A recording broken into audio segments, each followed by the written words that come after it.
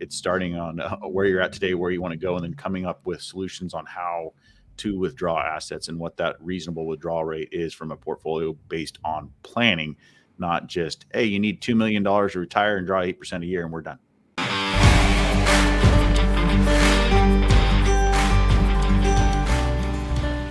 So on another note, again, we try to talk about things that are sort of relevant and things that are happening in culture and in the economy, the markets in the world. Recently, so Dave Ramsey, everybody probably knows who Dave Ramsey is, popular talk show guy that talks about investing. He was talking about basically a safe withdrawal rate in retirement, and his number was 8%, and he's just gotten absolutely roasted over that. But we talked about this a little bit. 8% safe withdrawal rate. Now, the part that most people are failing to mention when they bring up that safe 8% withdrawal rate was that he thought you could get 12% return on just a good growth fund. So average annual return of the market, David can talk to this, but you go back over any period of time, you're not getting 12% on the average annual return of the stock market. If you go longer, if I remember it right, if you go way, way, way back into the 1920s, maybe you could get up around 10%. But typically, if you use a more recent period, call it 40, 50 years, you're in the eights. So 12% is not a very good number. And again, to talk about what we do, you could take out any amount of money you want. I mean, an 8% withdrawal rate, if you just take out 8% of what you have, on math alone, you'll never run out of money, right? If you get down to $100, you just take 8%, it's $8. I mean, you won't spend very much. You won't be able to do anything, but you just keep taking 8%. We're not in the business of guessing with people's money. We're in the business of high probability and making sure people are successful. So I think there's been a ton of numbers run, Jason. I think you had some of them on the 8% withdrawal rate and a Monte Carlo simulation and how many times that would work out.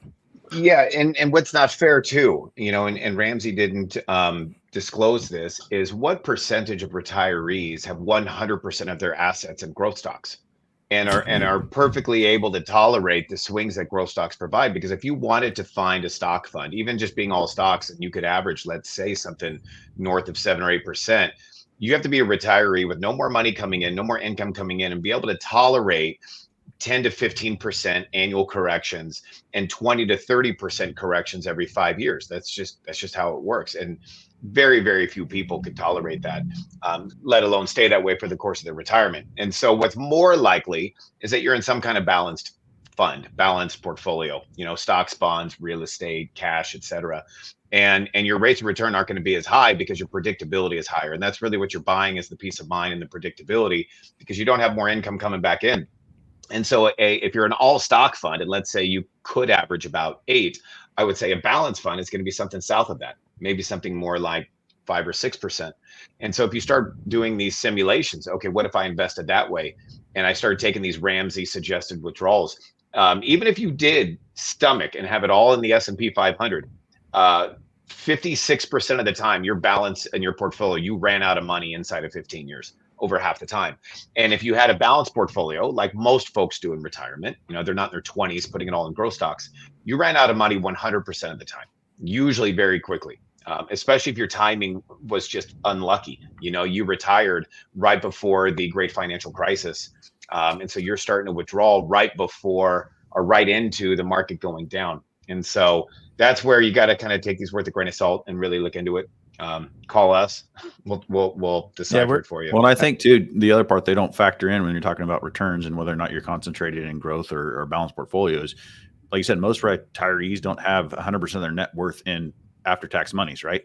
So you're drawing 8% on your IRA, and then you're paying taxes on that money too. So it goes a lot, not quite as far as they make even with the 8%. But I think that goes back to kind of what Adam was hinting at, and Jason, that the importance of planning, right? It's starting on where you're at today, where you want to go, and then coming up with solutions on how to withdraw assets and what that reasonable withdrawal rate is from a portfolio based on planning, not just, hey, you need $2 million to retire and draw 8% a year and we're done. Yeah, and I think 44% success rate, that sounds like casino odds to me. So that, I mean, that's not our business, but and we don't even provide free drinks. So if you're looking for 44% success rates, you can play craps or blackjack, but that's not something that we're doing. So that was just an interesting comment. Again, Dave Ramsey is in the business of media. If you didn't know that, he's not in the business of managing money. He's in the business of media, and more eyeballs and more clicks and more talks. He's very successful at what he does, but I'm glad he's not advising some of the people that we're working with.